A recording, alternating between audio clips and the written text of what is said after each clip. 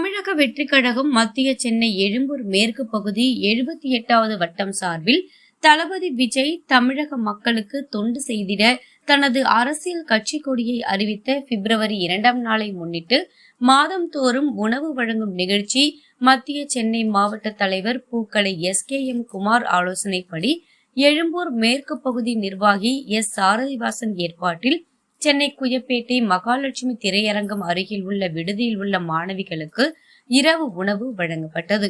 இந்த நிகழ்ச்சியில் எழும்பூர் மேற்கு பகுதி தலைவர் ஓட்டேரி நந்தா அவர்கள் கலந்து கொண்டு விடுதியில் உள்ள மாணவிகளுக்கு இரவு உணவு வழங்கினார். இதில் மத்திய சென்னை எழும்பூர் மேற்கு பகுதியை சார்ந்த அனைத்து வட்ட தலைவர்கள் மற்றும் கழக நிர்வாகிகள் பலர் இந்த நிகழ்ச்சியில் கலந்து கொண்டு சிறப்பித்தனர்.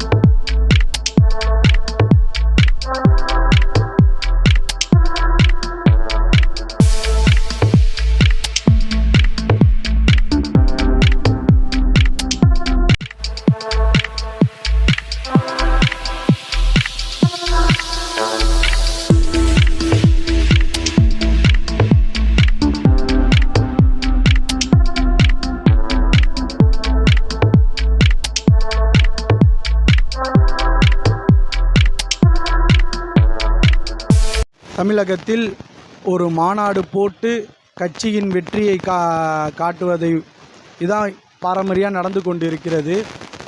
எங்கள் தளபதி அவர்கள் தமிழக வெற்றி கழகன் ஒரு மாநாடு போடுவதற்கு முன்னாடி அது மிக ஒரு வெற்றி என்றதை காமிச்சிட்டார் எங்கள் தளபதி அவர்கள்.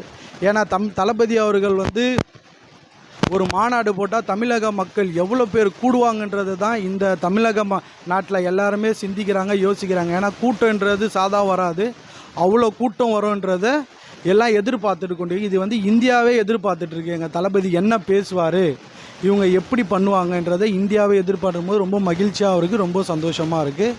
எல்லாருமே தளபதி அவர்கள் நடிப்பில் வெளிவர இருக்கும் கோட் திரைப்படத்தை திரையரங்கில் கண்டு மகிழுமாறு பணிவன்புடன் கேட்டுக்கொள்கிறேன். எல்லாரும் சந்தோஷமாக செப்டம்பர் 5ஆம் தேதி திரையரங்கில் போய் நமது தளபதி அவர்கள் கோட் திரைப்படம் நடிச்சிருக்காரு.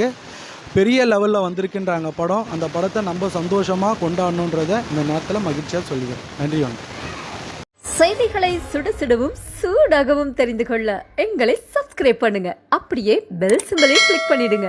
இந்த செய்தியை நீங்கள் Facebookல் பார்த்து கொண்டிருந்தால் எங்கள் பேஜை லைக் அண்ட் ஃபாலோ பண்ணுங்க.